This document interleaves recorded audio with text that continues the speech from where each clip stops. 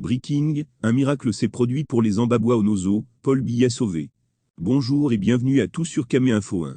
La meilleure chaîne d'information et d'actualité au Cameroun. Si vous êtes nouveau sur la chaîne, je vous invite à cliquer sur le bouton d'abonnement là en dessous, et d'activer la cloche de notification pour ne rien manquer de nos prochaines vidéos. Et surtout n'hésitez pas à laisser vos avis en commentaire, à la fin de cette vidéo. Aux dernières nouvelles, les Ambabwa vont déposer les armes. À quand la fin de la guerre au nord-ouest et sud-ouest? La guerre séparatiste, ou encore la crise anglophone tarde à afficher une issue bien définie, et les morts ne cessent d'être enregistrés au fil des semaines. En dépit du calme relatif observé au cours des derniers mois, dans les régions du nord-ouest et du sud-ouest du Cameroun, l'option d'une véritable sortie de cri tarde à se dessiner. Le grand dialogue initié par le pouvoir de Yaoundé n'a pas non plus arrangé les choses. Les différentes initiatives de paix ont abouti à un calme relatif au cours des derniers mois. Mais cette paix n'est pas définitive car des morts, il y en a toujours au fil des jours et des semaines. Lors du sommet USA-Afrique, Paul Biya était très attendu sur la crise anglophone, notamment les affrontements au nord-ouest et sud-ouest.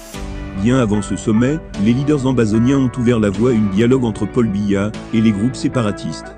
Le président de la République imaginaire d'Ambazonie est prêt à dialoguer avec le gouvernement de Yaoundé, mais exige entre autres la démilitarisation des régions du nord-ouest et du sud-ouest, mais également la libération de tous les prisonniers anglophones.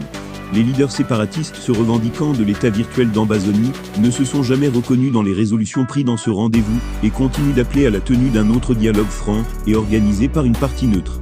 Le président de l'Ambazonie, Sizikwe Yitab, l'a réitéré dans un article publié ce lundi 5 décembre 2022 dans le quotidien Le Jour.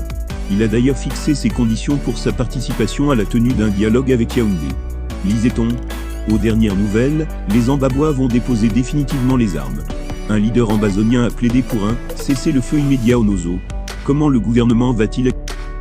Là, nous sommes au terme de la vidéo. Surtout n'oubliez pas de vous abonner et de cliquer sur la cloche de notification pour recevoir le top des informations et actualités au Cameroun.